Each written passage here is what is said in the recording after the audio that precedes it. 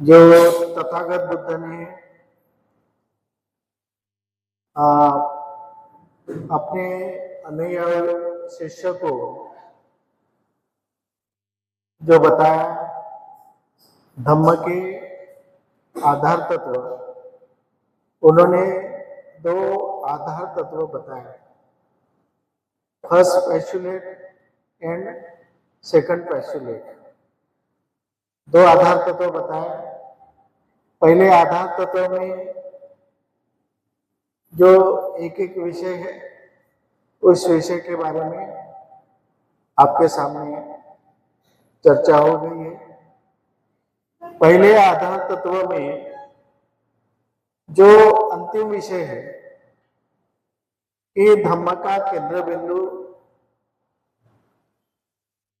क्या है, धम्म का केंद्र बिंदु और ह्यूमन मानव और मानव का एक दूसरे के साथ में संबंध, यानी मानव केंद्र बिंदु है और इस मानव का जो संबंध है दूसरे के साथ में, वो मुख्य केंद्र बिंदु है। ये विषय इतना महत्व का है और आवश्यक विषय है। इसमें बुद्ध धम्म का पूरा जो स्ट्रक्चर वो आपके सामने आएगा। बुद्ध धम्म में बाबा साहब क्या चाहते थे, तथागत बुद्ध क्या चाहते थे, ये सारी बातें इसमें आ जाएंगी। इसलिए यह अत्यंत बहुत महत्वपूर्ण है कि जैसे हर धर्म में उनका केंद्र बिंदु, उनका जो धर्म का संस्थापक है वो रहेगा। जैसे मुस्लिम लोगों में अल्लाह है, फिर मोहम्मद पैगंबर है, क्रिश्चियन धर्म में गॉड है, गॉड के बाद में यीशु क्रिस्त है, और इसके बाद में जैन लोगों में वो भी आत्मा को मानते हैं, वो भी ईश्वर को मानते हैं, लेकिन उनके इसमें महावीर जैन है। हर एक धर्म में एक उनकी एक शक्ति मानी गई, उसको केंद्रीभूत माना गया। हिंदू धर्म में भी ईश्वर माना गया और स्वयं ईश्वर ने जन्म लिया, यानी श्री कृष्ण जो है वो स्वयं पृथ्वी पर आए, पधारे। ईश्वर ने, ब्रह्मा ने अनेक रूप लिए, अनेक अवतार लिए। ये सारी बातें उनके केंद्र बिंदु है। और उनका केंद्र बिंदु किसने फिक्स किया, केंद्र बिंदु ये है करके किसने बताया आपको? समाज को, मानव समाज को ये धर्म का केंद्र बिंदु है, ये किसने इसका प्रचार प्रसार किया, किसने बताया? तो इसके पीछे जिसका स्वार्थ है, उन्होंने ये सब बातों का प्रचार प्रसार किया। जिनका स्वार्थ है उन्होंने, इसीलिए हर धर्म में जो स्वार्थी लोग हैं, उन्होंने अपने स्वार्थ के लिए, जन कल्याण के लिए नहीं, वो बात करते हैं जन कल्याण की, बात करेंगे जन कल्याण की कि इससे तुम्हारा भला होगा, समाज का भला होगा, मानव जाति का भला होगा। बात तो ऐसी करते हैं, लेकिन भला किसका हो रहा है? भला समाज का नहीं हो रहा, जनता का नहीं हो रहा। भला ये लोग जो प्रचार कर रहे हैं कि ईश्वरीय शक्ति है, लौकिक शक्ति है, ये शक्तियां है, वो शक्तियां है, इसका जो प्रचार कर रहा है उसका भला हो रहा है, इंसान का भला नहीं हो रहा। क्योंकि इंसान को डरा कर, इंसान को धमका कर, इंसान को भयभीत कर, इंसान को स्वर्ग की आशा बताकर, प्रलोभन देकर लोगों को गुमराह किया जा रहा है। जो सही मार्ग बताना चाहिए वो मार्ग नहीं बताया जा रहा है, उनको गुमराह किया जा रहा है। तथागत बुद्ध ने जो शिक्षा दी थी, ओरिजिनल शिक्षा, मूल उनकी शिक्षा थी, वो मूल शिक्षा, उसका एक निचोड़ करके जो तथागत बुद्ध की मूल शिक्षा है, उनका पूरा शिक्षा का त्रिपिटक हो, सारे ग्रंथों का, ललित विस्तार, महायान पंथ के जितने भी महायान पंथ के ग्रंथ है, जो सम्राट अशोक के बाद में लिखी गई, राजा कनिष्क के काल में जितनी महायान पंथ की किताबें हैं, सारी किताबें संस्कृत भाषा में लिखी गई है, सारी संस्कृत भाषा में लिखी गई। इसलिए संस्कृत भाषा में लिखी, इसलिए उसमें उन्होंने बहुत जो ऐसी बातें डाल दी कि जो बुद्ध ने बताई नहीं थी, वो उनका संशोधन है। किताब उनके, किताब लिखने वाले वो है, तो संशोधन उनका है। उन्होंने अपने दिल से जो डालना है, सब लोग अपने अपने ईश्वर को चमत्कारिक बता रहे, फिर उन्होंने भी कहा हमारे बुद्ध कम है क्या, किसी ईश्वर से कम है क्या? फिर उन्होंने भी बुद्ध को चमत्कारिक बुद्ध बता दिया और इस तरह से ग्रंथों में लिख दिया।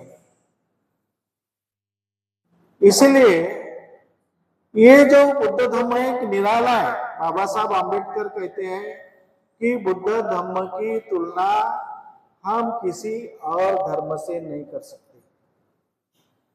बुद्ध धम्म का तुलना करना है तो किसी धर्म से नहीं किया जा सकता है।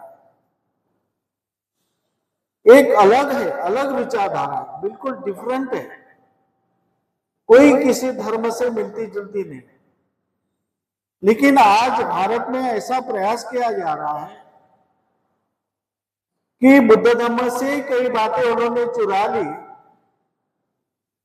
चुरा करके अपने धर्म में स्थापित कर ली, अपने धर्म में उन्होंने उसको स्थापित किया और अपने धर्म में स्थापित करने के बाद अभी सभी स्थापित हो गया उनके धर्म ग्रंथ में।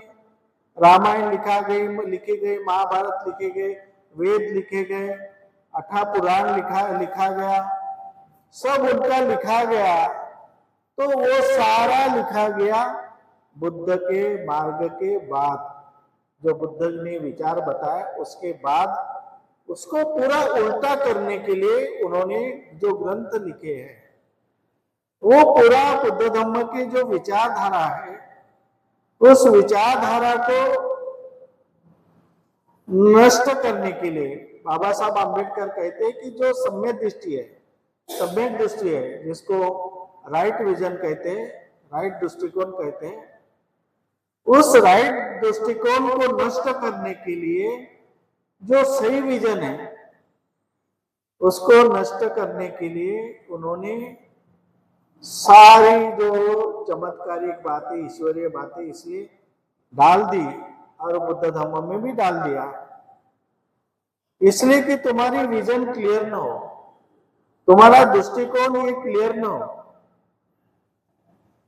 और धर्मों के जैसा तुम्हारा भी दृष्टिकोण होना चाहिए, और धर्म के लोग जैसे करते हैं वैसे आप भी करना चाहिए, इसलिए सब घालमेल किया गया। लेकिन बाबा साहब आम्बेडकर ने पूरा 21-22 साल सभी ग्रंथों का अध्ययन करके, पूरे ग्रंथों का रात दिन अध्ययन किया, 20-20 घंटे 18-18 घंटे पढ़ाई करके सभी ग्रंथों का अध्ययन किया और क्रांति कैसी की जाती है? क्रांति के ऊपर करीबन बाबा साहब आम्बेडकर ने 300 किताब क्रांति के लिए पढ़े। क्रांति कैसी की जाती है? इस देश में क्रांति प्रतिक्रांति चल रही है, वैचारिक प्रतिक्रांति चल रही है। जो बुद्ध ने उस समय जो क्रांति की थी, उस क्रांति को नष्ट करने के लिए, उस क्रांति पे विजय प्राप्त करने के लिए उन्होंने जो प्रतिक्रांति शुरू की, तो आज भी क्रांति प्रतिक्रांति का संघर्ष चल रहा है, वैचारिक संघर्ष चल रहा है। कोई हाथ में बंदूक लेके नहीं संघर्ष कर रहा है। तो अभी जो संघर्ष चल रहा है वो वैचारिक संघर्ष चल रहा है, विचारों का संघर्ष है। इसलिए हमारे विचार क्लियर होना जरूरी है।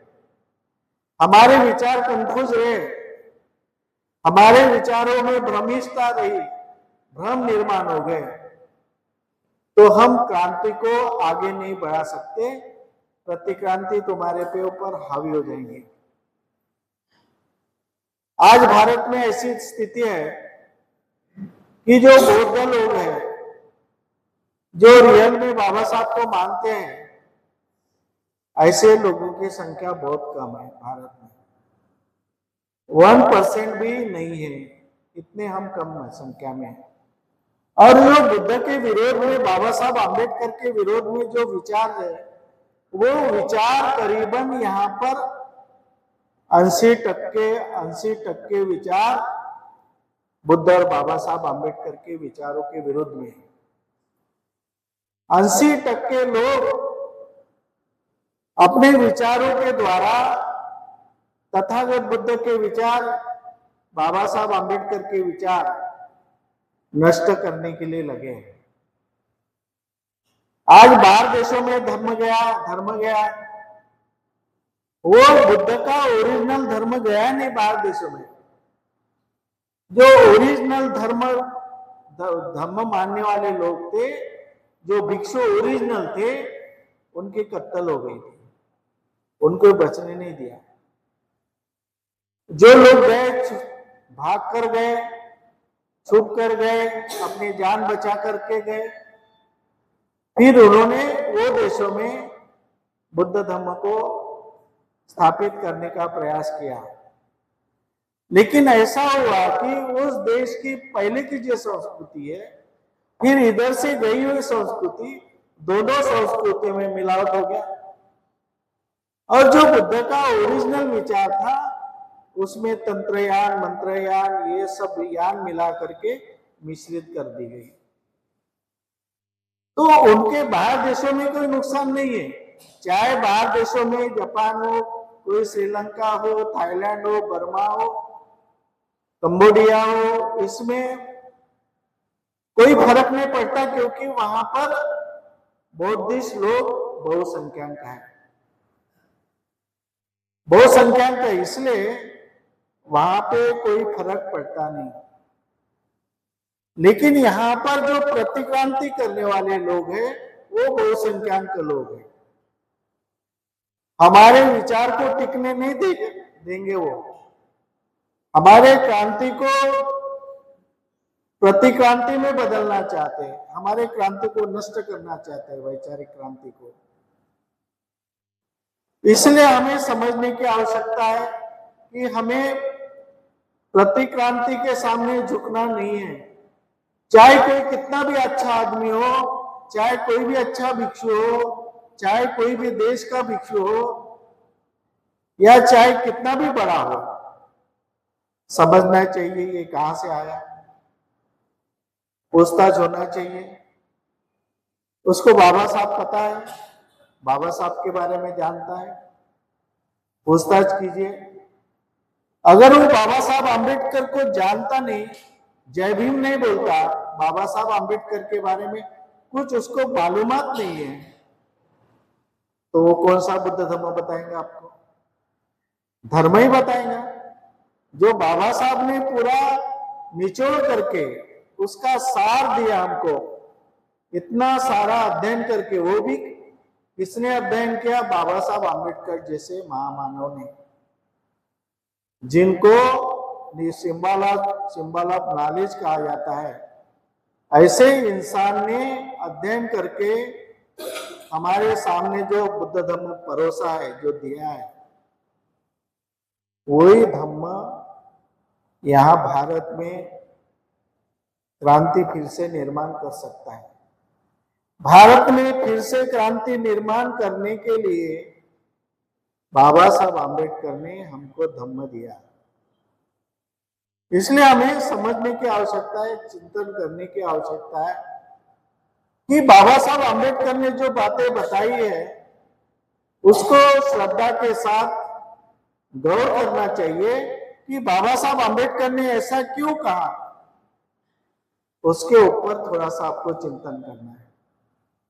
बताने वाले कुछ भी बताएंगे, आपकी श्रद्धा है, आप उनकी सुनेंगे भी, लेकिन थोड़ा चिंतन कीजिए कि बाबा साहब आम्बेडकर ने बताया तो ऐसा क्यों बताया होगा, उसके पीछे क्या राज है।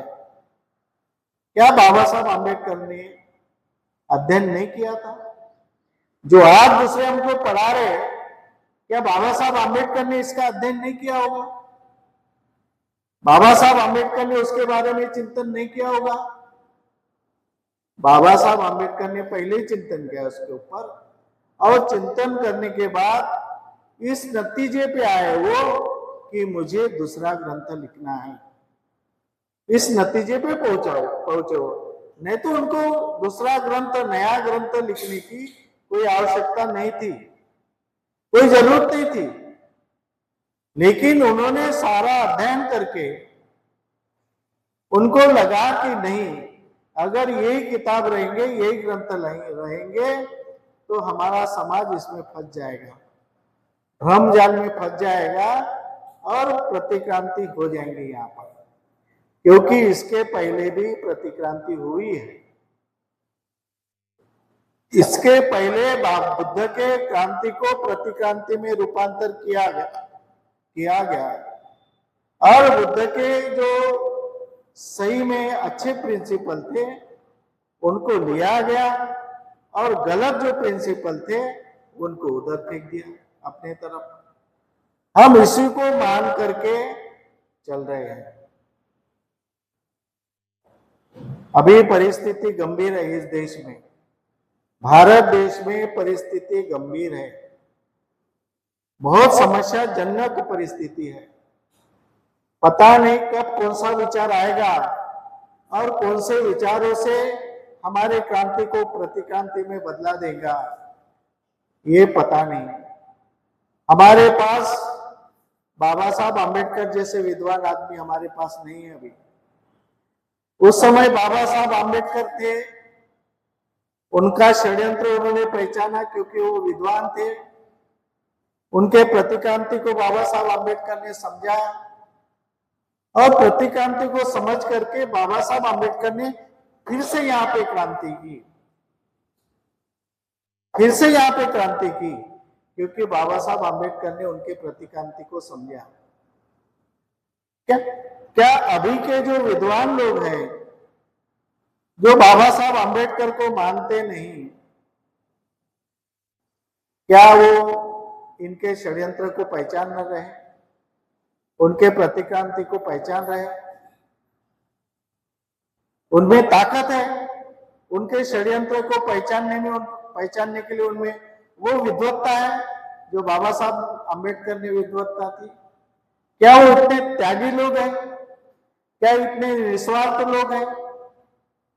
आज तो पैसे के लिए लोग कुछ भी करने के लिए तैयार है, बिक जाते पैसे के लिए, पद के लिए बिक जाते, पद प्रतिष्ठा के लिए, मनुष्य संपत्ति के लिए बिक जाता है। क्या ऐसे आदमी है आज बाबा साहब आम्बेडकर जैसे?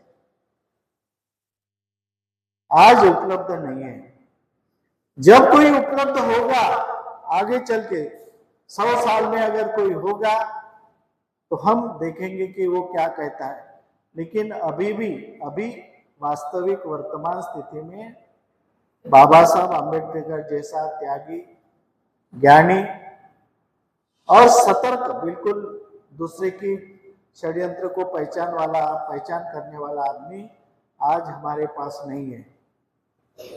इसलिए जो बाबा साहब आम्बेडकर ने क्रांति की थी भारत में, उसी क्रांति को उनके पदचिन्हों पे चलकर, उनके मार्ग पे चल के हमें इस क्रांति को पीछे लाना नहीं है। आगे नहीं ले जा सकते तो मत आगे ले जाओ, लेकिन बाबा साहब आम्बेडकर ने जो प्रतिक्रांति को रोककर जो क्रांति की भारत देश में, उस क्रांति को हमें आगे बढ़ाना है, उस क्रांति को वैसे बनाए रखना है, उसको पीछे आने नहीं देना।